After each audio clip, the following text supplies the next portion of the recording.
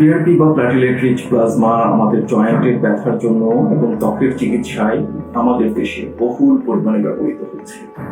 চলুন আজকে আমরা পিআরপি সম্পর্কে কিছু গুরুত্বপূর্ণ তথ্য জেনে নিই। পিআরপি শব্দটার পূর্ণরূপ হচ্ছে প্ল্যাটিলেট রিচ প্লাজমা। আমাদের রক্তে রক্তরস থাকে এবং রক্তকণিকা থাকে। এই রক্তরস বা প্লাজমার মধ্যে আমরা অন্যান্য রক্তকণিকাকে আলাদা করে যখন শুধুমাত্র প্লাটিলেটটাকেই ঘনীভূত করি, সেই রক্তরসে ঘনীভূত প্লাটিলেটটাকেই বলা হয় প্লাটিলেট রিচ প্লাজমা বা পিআরপি। এই প্লাটিলেট হচ্ছে আমাদের শরীরে থাকা সবচেয়ে ছোট্ট একটা রক্তকণিকা, যেটা নিউক্লিয়াসবিহীন, যেটার মধ্যে আছে প্রচুর পরিমাণ গ্রোথ ফ্যাক্টর। এটা আমাদের কোথাও কেটে গেলে সেই কাটা স্থান থেকে রক্ত পড়া বন্ধ করতে সাহায্য করে, যেটা আমরা সবসময় দেখি। পাশাপাশি এর মধ্যে রয়েছে প্রচুর পরিমাণ গ্রোথ ফ্যাক্টর, যে গ্রোথ ফ্যাক্টরটা আসলে আমাদের শরীরের বিভিন্ন অঙ্গের রিপেয়ারে সাহায্য করে থাকে।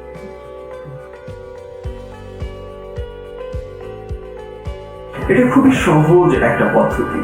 এটা আপনার শরীর থেকে 30 থেকে 40 ml রক্ত নেওয়া হবে, অথবা আপনার প্রয়োজন অনুযায়ী এর চেয়ে বেশি পরিমাণ রক্ত নেওয়া হতে পারে। এই রক্তটা নিয়ে ল্যাবের মধ্যে রক্তরসের মধ্যে প্লাটিলেটটাকে ঘনীভূত করা হবে এবং ঘনীভূত করা সেই প্লাটিলেটটাকে বা প্লাটিলেট রিচ প্লাজমা বা পিআরপিটাকে আপনার শরীরের যে অঙ্গের সমস্যা সেখানে দেওয়া হবে।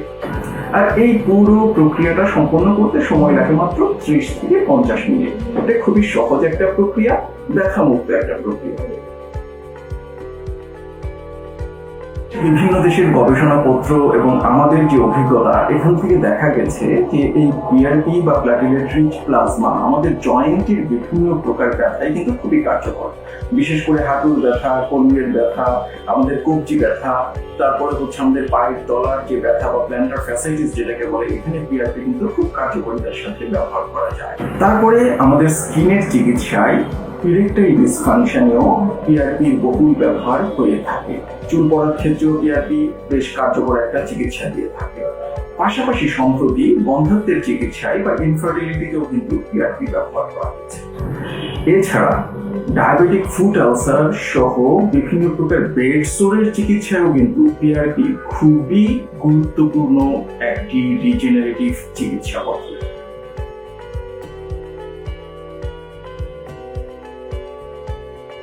এই পিআরপি দিয়ে ট্রিটমেন্টের আগে না, শুধু আমরা যতদিন বাঁচবো, আমরা সুস্থভাবে বাঁচার জন্য আমাদের কিন্তু শরীরের চাহিদা অনুযায়ী পর্যাপ্ত পরিমাণ বিশ্রাম নিতে হবে, ঘুমাতে হবে, পর্যাপ্ত পরিমাণ পানি পান করতে হবে, আমাদের হাইড্রেটেড থাকতে হবে। পাশাপাশি পিআরপি নেওয়ার 2 দিন বা 3 দিন আগে ডাক্তারের পরামর্শ ক্রমে কেউ যদি কোনো প্রকার ব্লাড থিনার মানে অ্যাসপিরিন জাতীয় ওষুধ সেবন করেন, তাদেরকে সেই অ্যাসপিরিন জাতীয় ওষুধটা বন্ধ করতে হবে। আর কেউ যদি কোনো ব্যথানাশক ওষুধ সেবন করে থাকেন, সেই ব্যথানাশক ওষুধটা প্রায় 2 সপ্তাহ আগে থেকে বন্ধ করতে হবে, অথবা ডাক্তারের পরামর্শক্রমে ধীরে ধীরে ব্যথানাশক ওষুধ সেবনের মাত্রাটা কমিয়ে আনতে হবে। এবং এর মাধ্যমে কিন্তু প্ল্যাটিলেট রিচ প্লাজমার এই থেরাপির পরিপূর্ণ একটা সুবিধা বা এর কার্যকারিতাটা আপনি অনুভব করতে পারবেন।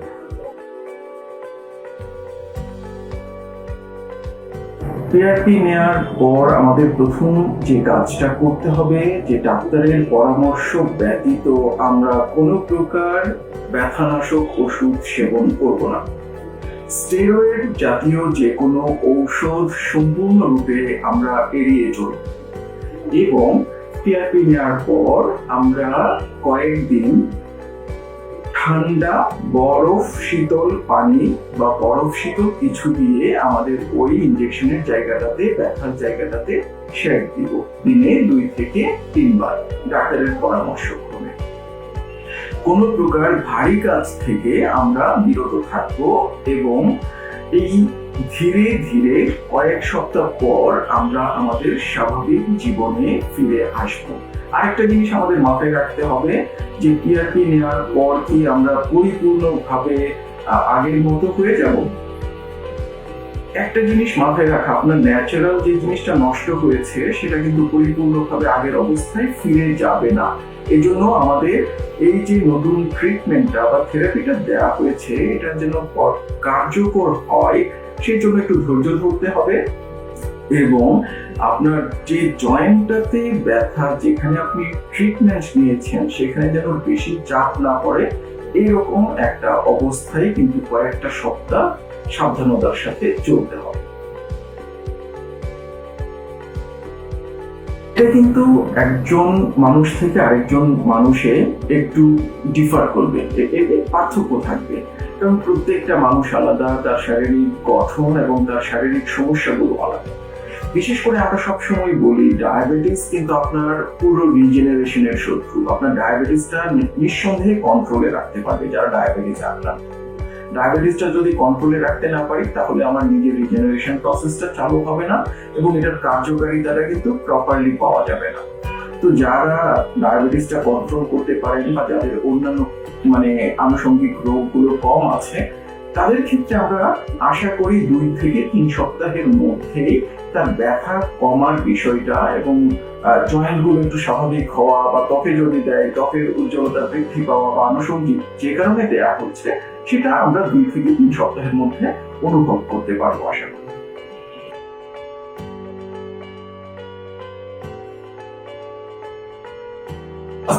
প্লাজমাটা প্লাটিলেট দিয়ে অনেক বেশি রিচ হতে হবে, অনেক বেশি ঘনীভূত হতে হবে। তো আসলে এখানে কতটুকু প্লাটিলেট থাকা উচিত, সুতরাং প্লাটিলেটের কাউন্টটা এখানে গুরুত্বপূর্ণ।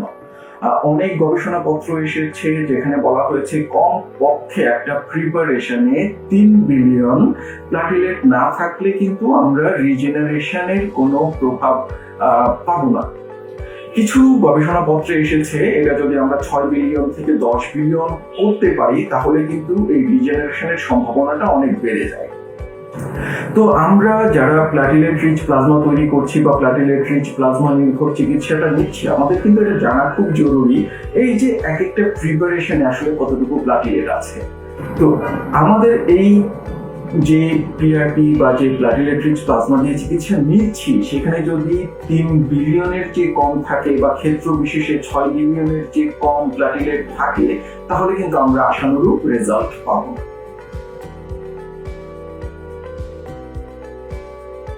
পিআরপি আপনার শরীর থেকে প্রস্তুতকৃত একটা উপাদান, একটা প্রস্তুতকৃত থেরাপি।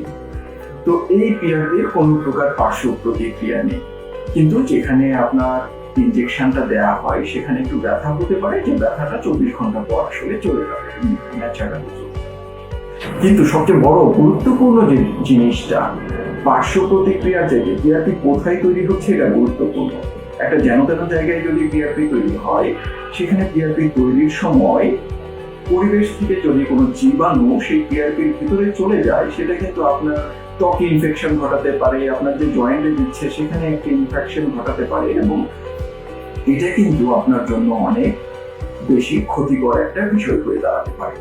তাই আমরা বলি আপনি পিআরপি নেওয়ার আগে সবার আগে গুরুত্ব দিয়ে পিআরপিটা কোথায় তৈরি হচ্ছে সেটা একটা ল্যাবে যথাযথ পরিবেশ এবং যথাযথ মান নিয়ন্ত্রণ করে তৈরি হচ্ছে কিনা। যে যখন আমাদের কোনো পেইন হয়, আমাদের কোনো জায়গায় ডায়াবেটিস জনিত আলসার হয় বা স্কিনের যখন আমাদের রিজেনারেশনের প্রয়োজন পড়ে, এইসব জায়গায় কিন্তু সব জায়গাতে পিআরপিটা লোকালি দেওয়া হয়। তো পিআরপির মধ্যে থাকা যে প্লাটিলেট এটাতে রয়েছে প্রচুর পরিমাণ গ্রোথ ফ্যাক্টর। এই গ্রোথ ফ্যাক্টরটা শুরুতেই কি করে, এটা হচ্ছে যে আমাদের যে যে জায়গায় লোকালি দেওয়া হচ্ছে ওখানে থাকা বিভিন্ন কোষ এবং স্টেম সেল যেগুলো আছে সেগুলোকে জাগ্রত করে। জাগ্রত করার মাধ্যমে তাদেরকে বলে যে ওই জায়গাটার যেন রিপেয়ারটা করে। তো এটা আসলে ন্যাচারাল রিপেয়ার সিস্টেমটাকে জাগ্রত করে দেয়, ন্যাচারালি রিপেয়ারটা শুরু হয়ে যায়। পাশাপাশি এটা যে কাজ করে, আমরা বলি যে কোনো জায়গায় সমস্যা তৈরি করার একটা বড় কারণ হচ্ছে ইনফ্লামেশন বা প্রদাহ। ইনফ্লামেশন বেশি থাকলে রিজেনারেশনটা কম হয়। তো এই পিআরপি বা প্লাটিলেটের মধ্যে থাকা প্রচুর পরিমাণ সাইটোকাইনস যেটা হচ্ছে ইনফ্লামেশনটা কমায়, যে কারণে আমাদের ন্যাচারাল রিজেনারেশনটা বেড়ে যায়।